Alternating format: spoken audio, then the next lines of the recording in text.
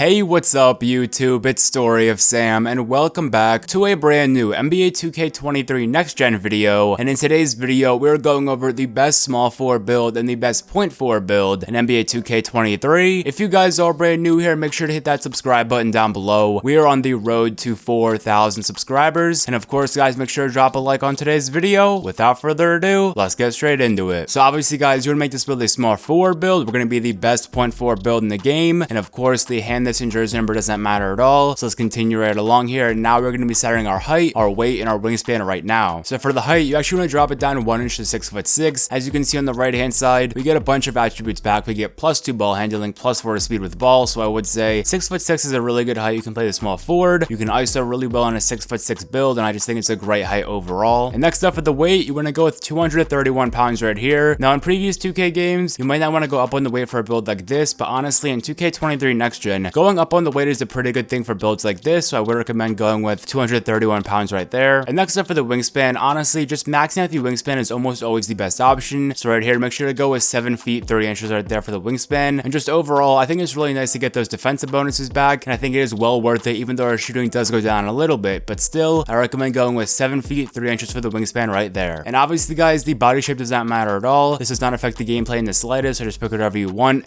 And next up, guys, we're gonna be setting our potentials right here. So starting off with the finishing, we have close shot. We're going to go with a 58 rating right there for close shot. And next up, we have driving layup. We're going to go with a 76 rating right there. Of course, driving layup is one of the most important stats in the entire game, so I recommend going with a pretty high rating right there. And next up, we have driving dunk. We're going to go with a 93 rating right here for driving dunk. Driving dunk's probably the best actual finishing stat in the game. You can get a lot of dunk packages with this, and just overall, a high driving dunk rating is better, so definitely go with 93 right there for driving dunk. And our standing dunk did automatically go up when we improved our driving dunk, but I would say don't touch standing dunk or post control at all, so we do end up getting 15 finishing badges right there. Next up, when it comes to shooting, we have mid-range shot. I'm going to go with a 70 rating right there, just like that, go with the 70. Up next is three-point shot. You want to go with an 85 rating right there. Again, everyone loves three-point shots, so you definitely want to have a decent three-point shot in pretty much every build in this game, unless you're making like a big center build. And once again, our free throw rating naturally went up, so I recommend just leaving it at a 60 right there, so we do end up getting 18 shooting badges. And now when it comes to the playmaking, this is where our build really exceeds, because once again, we're going to be making a point forward build. So for the pass accuracy right here, you want to go with an 80 rating. Pass accuracy is a very important stat in 2K23. Do not sleep on pass accuracy, I promise you. Next up, we have ball handling. Again, this helps you get all those speed boost moves, so I do think a 90 ball handling is going to be our best bet. And lastly, in playmaking, we have speed with ball. I'm going to go with an 85 speed with ball right there, so we do end up getting 23 playmaking badges. Next up for defense, first of all, we have interior defense. I'm going to go with a 55 interior defense right there. I'm going to bump up my perimeter defense to a 70 rating, just like that. I'm going to make my steal rating a 72. I think that's a great number for it. And we're going to put our block rating at a 75 right here. We're going to skip offensive rebound right there. Now for defensive rebound, we're going to go with a 32 rating, just like that. So we do end up getting 13 defensive badges right there. And now when it comes to our physicals on this build, they're already pretty much upgraded because of our other stats, but still, for our speed, we want to go with an 82 speed rating right there. Speed is one of the most important stats in the game, guys. You know this, especially for a point forward build like this. Speed is definitely an essential stat to have. And now for our acceleration, we're going to go with an 81 rating right there. Again, speed and acceleration go hand in hand. For our strength, we're going to go with an 82 rating right here. I've heard strength is a lot more important in this game than in previous years, so it's always better to be safe than sorry. We're going to go with an 82 vertical right there, and we're going to put the rest of our attributes right here on stamina. So our stamina in the end should be a 96 rating, just like that. So our final badge count should read 15 finishing badges, 18 shooting badges, 23 playmaking badges, and 13 defensive badges. On the right hand side, our build now says 99 overall, so that is how you know we have used every single last attribute. And now when it comes to our takeover options, of course, we get a primary takeover and also a secondary takeover. So I do recommend going with a playmaker takeover for your primary. I do think team ratings boost is the best one, because honestly, just giving your teammates a ratings boost is going to be the most effective one. It's more important than badges, I would say, so definitely go with team ratings boost for your primary takeover. And now for your secondary takeover, I wouldn't go playmaking again, because honestly, some of the other playmaking takeovers are not that great, but I would say our second best attribute is going to be our shooting, so I would go with spotter precision right there. I think spotter precision is one of the best takeovers in the entire game, so I do think team ratings boost and also spotter precision are a great combo. And of course, guys, you do want to complete your player build right there,